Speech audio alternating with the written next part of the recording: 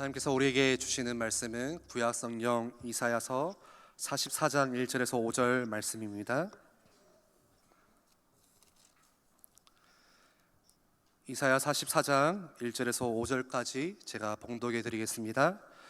나의 종 야곱, 내가 택한 이스라엘아, 이제 들으라.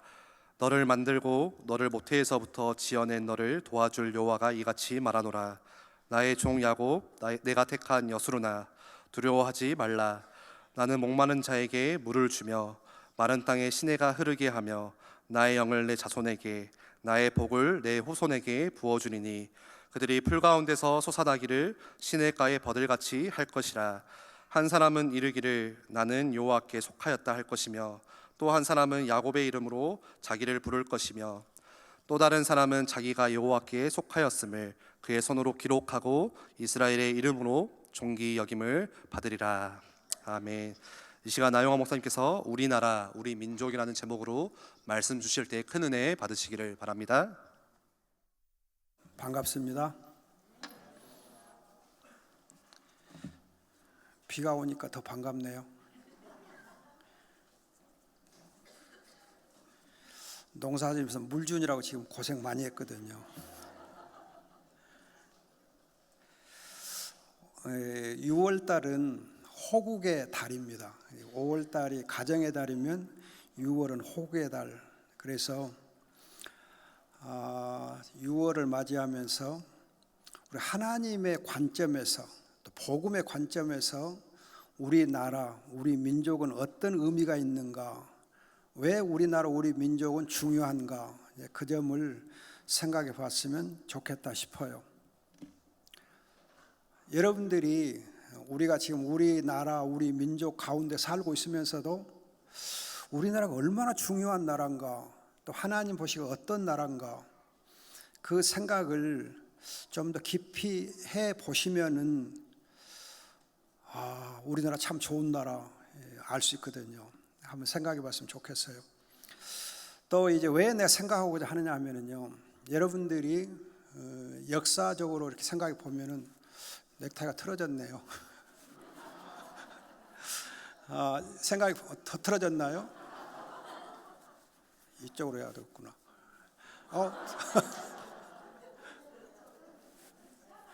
예. 더 안 되네. 어떻게 해야 돼요? 이렇게?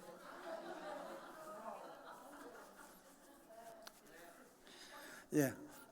그래도 많이 좀 좋아졌네요. 우리 국경일 있잖아요. 국경일 중에 유교가 지금 빠져 있어요. 국가 기념일 중에 빠져 있거든요. 또 어떤 날이 빠져 있냐면 제헌절이 빠져. 제헌절 7월 17일 제헌절이 빠져 있거든요. 그리고 제헌절과 관련해서 정부 수립일이 지금 사실은 빠져 있어요. 8월 15일이 광복절인데 그날이 사실은 정부 수립일이 돼요. 근데 정부 수립일 기념 안 하거든요. 임시정부만 얘기하고. 대한민국이 건립된 그 이제 정부 수립일은 기억 안 해요. 이건 굉장히 문제가 있는 거예요, 여러분. 6.25, 7월 17일 제헌절, 정부 수립일 전부 국가 기념일에서 빠져 있어요.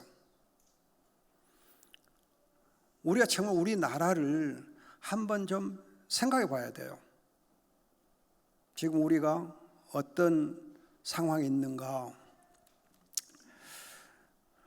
먼저 여러분들이 우리나라를 보면은 우리나라 지형적으로 반도, 한반도라고 하죠. 한반도, 반도. 반도라고 하는 것은 삼면은 바다이고 또 한쪽은 대륙으로 막혀져 있는 땅입니다. 그래서 북쪽으로는 중국에 막혀 있고, 중국 대륙에 막혀 있고, 그리고 이제 이 동서남 쪽은 바다로 열려 있거든요. 그런데 이 반도인 우리 땅이 그동안 5천년 역사를 보면 어땠느냐 하면은, 일본의 어떤 사회학자가 이 지형적으로 이렇게 우리나라를 설명할 때, 비유할 때, 중국이 어머니의 몸이라고 하면은 우리나라는 지형적으로 그 어머니의 몸에 붙어 있는 젖가슴과 같고, 일본은 어머니의 품에서 품 안에 누워 있는 그런 이제 어린아이와 같다 그렇게 비유를 해요. 그렇기 때문에 지형적으로 보면은 우리나라는 어머니의 젖가슴과 같기 때문에 몸인 어머니의 몸인 중국을 의존할 수밖에 없어요. 그래서 사대주의가 발달했다 그렇게 보는 겁니다. 그리고 이제 일본은 이 어머니의 품 안에 있는 아이와 같기 때문에 젖을 먹을 수밖에 없잖아요. 그런데 이 어린 아이는 조금 철이 좀 없어가지고 젖을 물어 뜯어요. 젖을 물어 뜯어. 좋게 먹으면 좋은데 이빨이 좀 나고 어쩌고 하면 물어 뜯어. 그래서 5,000년 역사를 보면 우리나라 한반도는 중국에 의해서 항상 침략을 받기도 하고 일본에 의해서 침탈을 당하기도 하고, 그래서 5,000년 동안 계속해서 침탈을 당해온 그런 이제 역사를 가지고 있습니다. 그래서 중국과 러시아, 일본 그 3개 국가가 우리나라를 전쟁터로 삼아가지고 계속 우리는 그냥 그 나라들에 끼어서 싸움터 역할밖에 못했어요. 그것이 그동안 우리가 한반도로서의 가져왔던 참 비극적인 역사예요. 침탈의 역사, 침탈의 역사. 계속 침략당하고 계속 탈취당하고 계속 억압당하고 뺏기고 했잖아요. 그런데 하나님의 눈으로 우리가 다시 한반도를 보면은 100여 년 전에 복음이 우리 땅에 들어오면서부터 역사가 바뀌어집니다. 어떻게 바뀌어지느냐? 평양에 신학교가 세워지고 처음에 이제 신학교에서 배출된 7명의 목사님이 계셨는데 그 7명의 목사님들 중에 4분이 중국의 2분, 러시아의 1분, 일본의 1분, 그렇게 4분의 목사님이 선교사로 파송됐어요. 그래서 한국 교회는 시작과 함께 선교하는 그런 이제 교회로 하나님이 쓰셨어요. 다시 말하면 한반도의 역사가 5,000년 침탈의 역사에서 이제는 하나님께서 함께 하시니까 복음이 들어오니까 중국을 향해서, 러시아를 향해서, 일본을 향해서 뻗어나가는, 진출해 나가는, 그들을 향해서 복음을 가지고 나아가는 그런 이제 선교하는 땅으로 하나님이 바꿔주십니다. 이해가 되시죠? 그래서 지금 우리나라는 선교 강국으로, 세계에서 가장 활발하게 선교하는 강국으로 하나님 복을 주셨어요. 하나님 우리 역사를 바꿔주셨어요. 침탈의 5,000년의 한국의 이 역사가 이제는 밖으로 진출하는, 뻗어나가는, 개척해 나가는 그런 나라로 삼아주셨어요. 그러면서 여러분들이 복음이 들어오면서 이제 하나님께서 한국에 경제적으로 복을 주시면서 삼면 바다를 통하여서 수출 산업이 발달하게 돼요. 특히 수출 산업 중에 정유 산업, 철강 산업, 또 지금은 이제 뭐 반도체 뭐 그런 거 해가지고 하여튼 엄청나게 지금 정유 산업 등이 발달하고 있잖아요. 정유 산업, 철강 산업, 조선 산업 이런 것도 굉장히 발달하고 있어요. 이 수출 산업을 통하여서 우리나라가 그동안은 침탈되어 온 역사였지만 이제는 수출을 통하여서, 진출을 통하여서 어마어마하게 이 나라가 하나님께 복을 받는 땅으로 바꿔졌어요. 이것이 한반도라고 하는 우리나라예요. 따라서 여러분들이 하나님께서 우리를 향하신 이 뜻을 생각해 보면은 복음으로 선교하지 않으면 안 되는 땅이에요. 하나님 그렇게 지금 복을 주셨어요. 선교하는 땅. 그래서 교회들이 선교 지향적으로 교회가 이렇게 섬겨지게 되면 하나님이 또 복을 주셔요. 여러분들이 우리 이제 이 땅들을 보면은 우리 한국 이 한반도 안에 교회들 보면은 선교하는 교회들은 다 복을 받아요.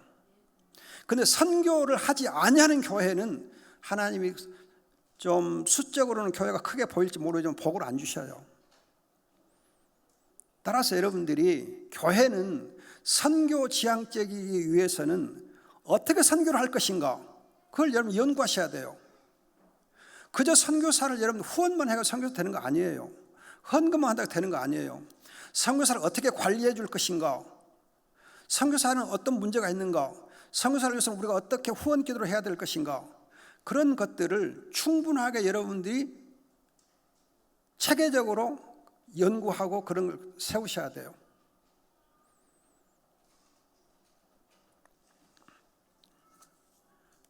자, 많이 길게 얘기하지 않겠습니다. 아무튼 한반도가 하나님의 섭리 속에서 지난 5천년간 침탈의 역사에서 이제 100년 만에 선교하는 땅, 수출하는 땅으로 복을 주시고 하나님 함께 하시는 땅으로 하나님께서 엄청나게 복을 주셨어요. 이걸 여러분 기억하셔야 돼요. 자, 그 다음에 여러분 두 번째는 우리 민족은 한마디로 말해서 아리랑 민족. 여러분들 아리랑이라는 말에 대해서 이러쿵저러쿵 말은 많이 있지만은 제 개인적으로는 알이라는 이 단어가 히브리의 경우에 하나님이라는 뜻은 하나님의 알이 하나님이에요. 그래서 알이 하면 나의 하나님이기도 하고, 아리랑 할 때 랑은 함께라는 뜻이 함께. 그래서 나의 하나님과 함께라는 뜻이 아리랑이에요. 이걸 가지고 너무 좀 극단적으로 해석한다 하는 분들이 있어요. 그러나 제 생각은 그래요. 아리랑, 나의 하나님과 함께하는 그 민족이에요. 그러면 이 우리나라가 하나님께서 함께하시는 민족이요, 우리가 하나님과 동행해왔던 민족이라는 사실이 어떻게 증명이 되느냐 하면은, 우선 언어적인 면에서 언어에 있어서 하나님이란 단어가 히브리어의 엘로힘이라고 하는 단어 뜻이 같아요. 엘로힘이란 단어 뜻이 강하다는 뜻이에요. 강하다, 크다, 강하다거든요. 근데 하나님이라고 하는 이 우리말도 크다, 강하다는 뜻이 있어요. 그래서 여러분 한강 그러면 큰 강, 한강, 대전을 한밭 그러거든요. 그러니까 한은 크다는 뜻이에요. 그런가 하면 한낮 한가운데 그러면 그때 한은 중심, 최고라는 뜻이 있어요. 그래서 우리말 하나님이 히브리어 엘로힘과 뜻이 같아요. 더구나 이제 더 중요한 것은 하늘천 할 때 하늘하고 하나님 어근이 같습니다. 어근이 같아요. 그런데 하나님이라고 하는 이 단어하고 하늘천, 하늘하고 또 같아요. 그래서 여러분들이 하늘나라, 천국 그렇게도 표현하고 하나님 나라 그렇게 표현해요. 하나님 나라 또는 하늘나라. 그래서 천국 또는 신국, 하나님 나라. 즉 하늘과 하나님이 동일한 거예요. 같이 보는 거예요. 우리말의 하늘은 절대적인 통치권을 두고 하늘 그래요. 그래서 역천자는 망하고 순천은 흥한다. 즉 하늘에 순응하면 흥하고 하늘을 거스르면 망한다는 뜻이거든요. 즉 하나님께 대해서 거역하면 망하고 하나님께 순종하면 흥한다. 여러분 요한복음 3장에 보면은 이제 예수님을 두고 하나님께로부터 온 자 또는 하늘에서 온 자 그렇게 되어 있어요. 하늘에서 온 자, 하나님께로 온 자. 그래서 하늘과 하나님이 동일하게 되어 있습니다. 또 이제 이 마태복음 주로 하늘나라 그러면서도 마태복음 12장 28절에서 하나님 나라 그렇게 하늘나라 하나님 같이 교대로 써요. 이걸 보면 구약에서 하나님하고 우리말 하나님과 엘로힘의 뜻이 같고 하늘과 하나님이 같고 그래요. 근데 우리말도 그러고 히브리어도 마찬가지, 헬라어도 마찬가지고 그래요. 이 사실 보면은 굉장히 우리가 하나님이라는 호칭 하나만 봐도 언어적인 면에서 하나님 우리와 함께 하셨다는 사실을 알 수 있어요. 그런가 하면은 이제 쉬운 예를 하나 들면은 죄란 단어, 죄란 단어가 그물망하고 배반할 비가 합해진 것이 죄란 단어입니다. 그물망, 넉사가 아니에요. 그물망하고 배반할 비가 합해진 것이 죄란 단어예요. 옛날에 어떤 목사님들 넉사하고 뭐 아니비자 합해진 거 네 가지 아닌 것이 죄다 그렇게 얘기하던데 그건 엉터리 해석이고요. 이 한문학자들 얘기하면 그물망하고 배반할비가 합해진 것이 죄란 단어예요.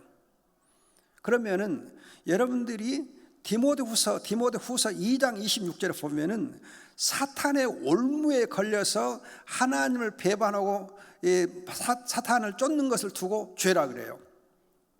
또 여러분들이 예를 들면 호세아 선지자의 경우에 그 여자가 남편을 버리고 떠나서 다른 남자를 좋아해서 떠나가지 않아요. 떠나간다고 하는 게 죄의 개념이거든요. 그리고 여러분 탕자의 비유도 보면은 아버지를 떠나서 멀리 가는 것이 바로 죄의 본질이에요. 이사야서 여러분 59장에도 보면은 죄는 하나님과 사람 사이를 멀게 한다 그래요. 멀게 하는 거. 멀게 하는 것이 바로 죄란 단어인데 우리말 단어 뜻이 그래요. 그 죄에 대해서 정확하게 우리말이 규정해 놨어요. 이건 여러분 보통 사건이 아니요. 어떻게 성경에서 가장 중요한 단어의 하나님과 죄란 단어가 성경의 개념과 우리말 단어가 똑같을 수 있는가? 뜻이. 그런가 하면 여러분 서양 사람들은 계약이란 말을 좋아해요. 계약이란 말을 좋아하는데 우리는 계약은 잘 모르고 언약을 좋아해요. 언약을 좋아해요. 그 성경에서 여러분 성경 계약을 몰라요. 언약을 알지. 우리는 결혼도 천륜 언약 그러잖아요. 천년의 언약 그렇게 언약 그러거든요. 결혼 언약으로 보거든요. 근데 요즘 와서 그냥 결혼을 계약으로 막 얘기하는 사람이 많아가지고 참 우리 결혼이 지금 많이 흔들흔들 하고 있는데 안 돼. 하여튼 언약이에요. 언약. 뭐 누구 노래한 거 보면 뭐 연애는 필수, 뭐 결혼은 선택 그러니 아이고.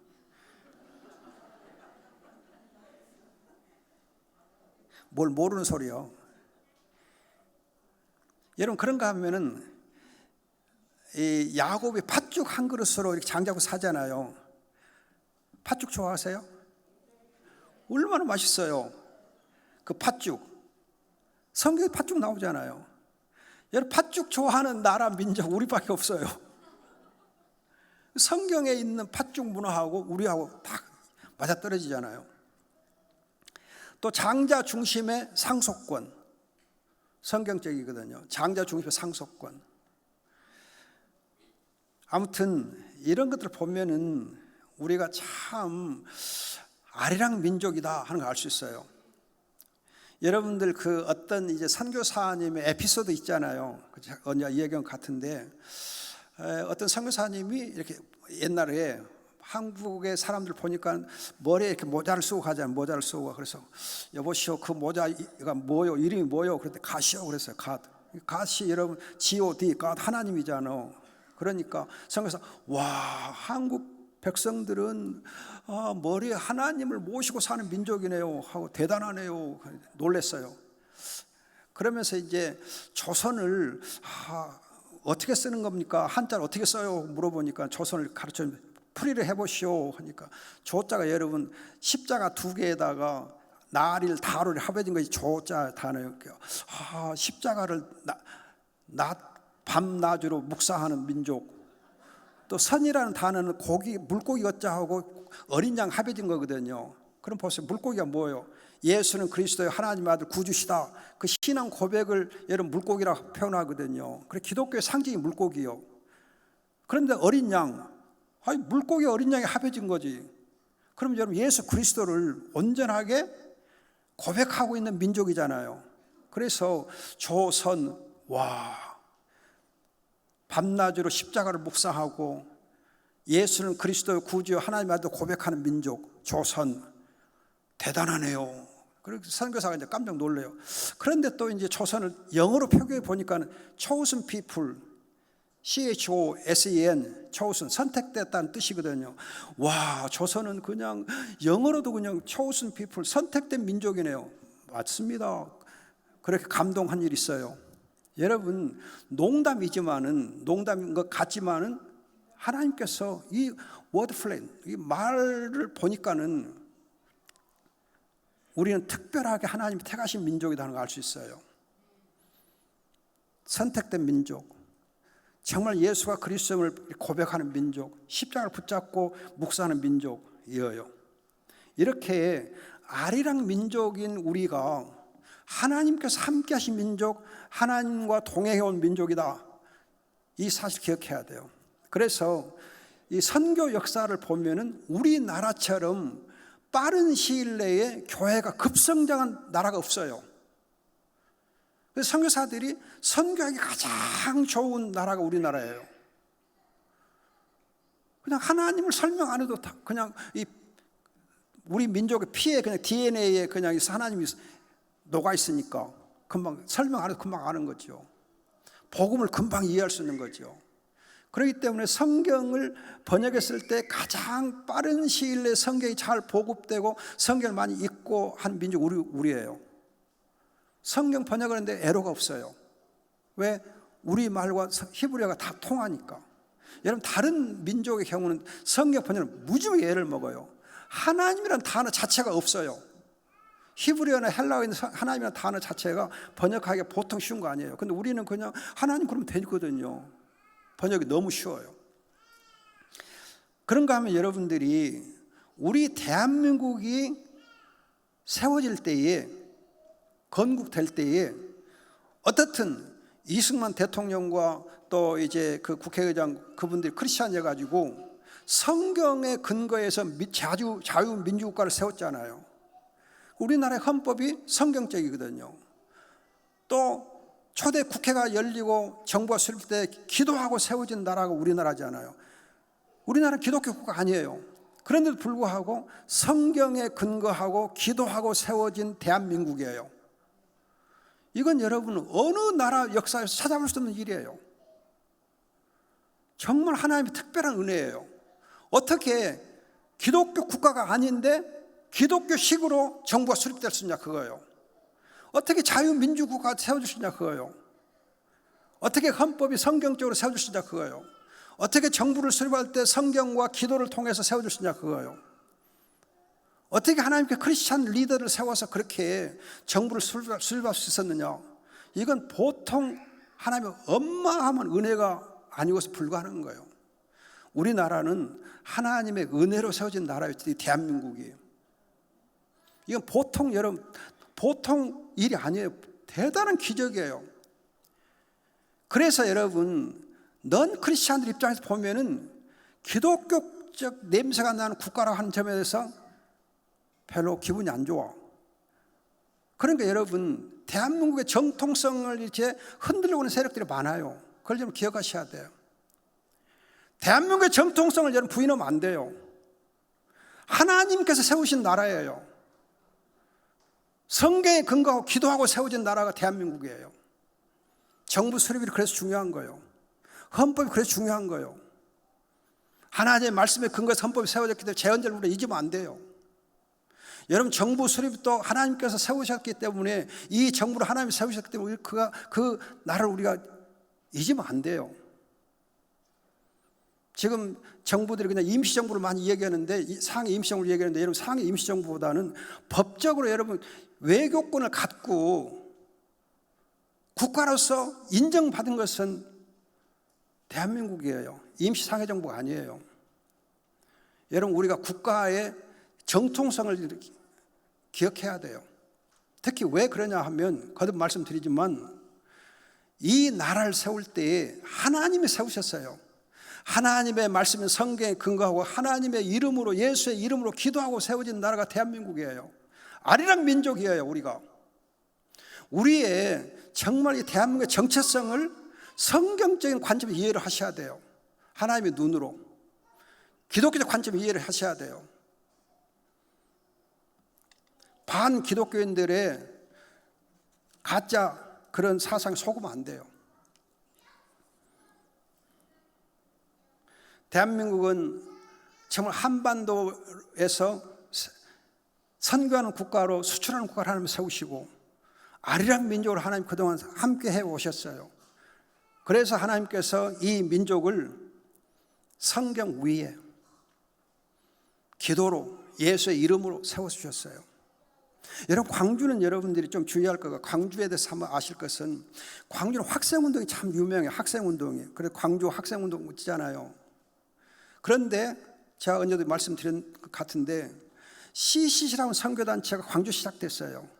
또 제가 속했던 UBF라는 선교단체 광주 시작됐어요. 여러분, 대학생 선교단체들이 가장 활발하게 활동하고 있는 것이 광주예요. 내비게이터도 광주에서 굉장히 활발하게 시작됐고, 광주는 대학생 선교단체들의 중심지예요. 그만큼 선교에 대해서 하나님께서 크게 복을 주신 땅이거든요. 엄청난 거예요. 그렇기 때문에 우리의 역사를 성경적 관점에서 하나님의 시각으로 항상 생각하고 그걸 정체성을 가지고 있어야 돼요. 우리는 크리스찬으로서 정말 이 민족을 봐야 돼요. 우리 나라를 생각해야 돼요. 세 번째로 여러분, 우리 민족은 정으로 사는 민족, 정으로 사는 민족, 정. 일본 사람들은 이해관계, 내게 이익이 되면은 좋고 이익이 안 되면 그냥 등 돌리는 그런 민족이 일본이에요. 중국은 의리를 인간관계 핵심 가치로 봐요. 그래서 의리가 좀 없는 것 같으면 등 돌려. 이에 반해서 우리나라는 정으로 사는 민족이 정으로 사는 민족. 그런데 정으로 사는 사람들은 참 잘 품어주고 잘 이해하고 잘 이렇게 용납해주고 업어주고 안아주고 품어주고 하는데 어떤 약점이 있느냐 하면요, 정으로 살다 보면은 손해를 많이 봐요. 많이 당해요. 뒤통수를 많이 얻어맞아요. 나는 마음을 다 줬는데 내 마음을 다 뺏어놓고는 뒤통수 쳐. 그래서 뒤통수를 잘 맞는 게 정으로 사는 민족이요. 그래서 우리나라는 정으로 살다 보니까 침탈을 많이 당했어. 그동안 많이 당했어요. 손해를 많이 봤어요. 그런데 정으로 사는 사람들은 당하고서도 괜찮아 그래요. 여러분, 그러잖아요. 그런데 우리 민족 중에서 가장 정으로 사는 땅은 전라도예요. 전라도 여러분 굉장히 정이 많아요.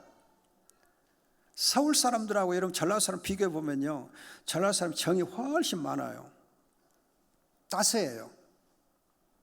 지금은 조금 달라졌다는 말도 있지만은 아무튼 제가 볼 때는 이제 정이 많은 사람들이 바로 전라도 사람들이에요. 따뜻해요. 굉장히 따뜻해요. 제가 이건 개인적인 얘기인데, 제가 1990년부터 서울에서 교수생활을 했어요. 그럼 몇 년 한 거죠? 90년 지금까지 했으니까 30년 넘게 지금 서울에서 교수생활을 해오고, 사실 85년부터 서울에 가서 강의를 많이 했어요. 매주 강의를 했거든요. 미국에 유학 다녀온 후로부터 계속 강의를 서울에 가서 했는데, 옆에 사람들이 서울로 이사 가거라. 이사 가면 좋죠. 지금까지 이사를 안 갔어요. 서울로 이사 안 가고 계속 광주에서 오르락내리락 매주 출퇴근했어요. 서울로. 왜 그런 줄 아세요? 제가 서울에 적응을 못하니까, 서울 사람들 적응을 못하니까 서울에 이사를 안 간 거예요. 서울 사람들하고는 뭐가 마음이 안 통하는 거예요. 내가 안 통하니까 못 갔어요. 거기 가서 살 수 있는 그런 분위기가 아니고 적응하기가 어렵다 싶어서 못 갔는데, 아무튼 여러분, 우리나라는 정으로 사는 민족이에요. 그러면 정이라는 단어는 성경에서 긍휼이라는 단어 통해요. 긍휼이라는 단어 통해요. 긍휼을 여러분 좀 쉽게 말하면 깊은 속정을 긍휼이라 그래요. 함께 아픔을 나누고 함께 웃고 하는 그런 이제 따뜻하게 나누는 깊은 속정을 두고 긍휼 그래요. 긍휼. 이 깊은 속정으로 사는 민족이 바로 우리 민족이에요. 성경에 긍휼을 예수님도 강조했는데, 또 하나님도 긍휼을 하나님이신데 우리에게 긍휼이 많아요. 깊은 속정이 있어요. 그래서 안아주고 업어주고 품어주는 민족이에요. 여러분, 서구 사람하고 한국 사람 비교해 보면요, 어떤 사람이 다쳐서 넘어졌어요. 다쳤어요. 그래서 다리를 다쳐서 걸을 수가 없어. 그러면 서구 사람들은 그 사람 어떻게 이동을 시켜요? 옮겨요? 이 팔에 부추겨 가지고 끌고 가요. 그런데 한국 사람 어떻게 이동해요? 업어서죠. 우리는 그 사람을 옮길 때 업어서 옮겨요. 그런데 서구 사람들은 부추겨서 옮겨요. 아니면 들것을 옮기든 그래요. 근데 우리는 업어서 옮겨요. 업어줘요. 업어주고 품어주고 안아줘요. 그런데 서구의 사람들은 옆에서 그냥 부추겨만 줘요. 없는 일 없어요. 여러분, 서구의 사람들이 어린 아이를 키울 때 어떻게 해요? 저녁에 잘 때 어떻게 자요? 애들을 침대 따로 해가지고 해요. 울든지 말든지 침대 이렇게 해서 따로 재워요. 그럼 한국 사람은 어떻게 해요? 품에 안고 자요. 달라요. 그래서 서구의 경우는 따로 이렇게 분리시켜서 하다 보니까 정이 없어요. 정이 없어요. 그래서 여러분, 서구 영화를 보면 막 권총으로 막 쏘고 막 그러잖아요. 다투고 막 하는 것밖에 없어요. 요즘 총기 사고 막 있는 거 보세요. 그런데 우리는 그걸 안 해요. 그냥 품어주고 업어주고 그런 정으로 사는 민족이에요. 하나님께서 주신 그 긍휼을 가지고 사는 민족이 바로 우리예요. 그런데 이제 긍휼을 따라 살면서도 우리는 의의를 강조해요. 정의감이 강해요. 정의와 긍휼이 같이 가는 그런 민족이에요. 이것이 바로 하나님 나라예요. 하나님 나라는 정의와 긍휼이 같이 가는 나라예요. 하나님께서 우리를 이렇게 우리 나라와 우리 민족을 보면은 한반도, 그리고 아리랑 민족, 그리고 정으로 사는 민족을 하나님 세우셨어요. 이 점을 여러분 기억한다면은 정말 하나님께서 우리 나라를 얼마나 사랑하시는가, 우리 민족을 얼마나 사랑하시는가, 하나님 우리와 함께 하시는가를 알 수 있잖아요. 따라서 우리가 이런 이제 나라와 민족의 정체성을 가지고 하나님과 동행하는 그런 삶을 살고 하나님과 함께 역사를 만들어가는 것이 우리에게 주어진 책임이에요. 교회의 책임이에요. 교회가 이와 같은 하나님의 시각에서 나라와 민족의 정체성을 알지 못하면은 하나님 우리를 이 땅에 두신 이유를 모르는 거잖아요. 여러분들이 복음을 알 때에는 이런 나라와 민족의 그런 환경과 그런 배경 속에서 복음을 하는 게 중요해요. 그걸 모르고 하면 역사를 모르고 하는 거거든요. 역사의식을 가지고 복음을 하셔야 돼요. 지금 우리는 나라와 민족의 정체성에도 굉장히 왜곡된 게 많아요. 성경적으로 다시 한번 여러분들 깊이 이해하는 것이 하나님의 나라와 그의 영광을 위해서 아주 중요합니다. 그래서 이 말씀을 한번 드렸습니다. 기도하겠습니다. 좋으신 아버지, 우리가 주의 복음을 통하여서 이 민족이 백성 하나님 얼마나 사랑하시는 걸 알게 하시고 또한 이 민족과 나라의 정체성을 가지고 하나님께 영광을 돌리게 주옵소서. 감사하고 믿사오며 예수님의 이름으로 기도합니다. 아멘.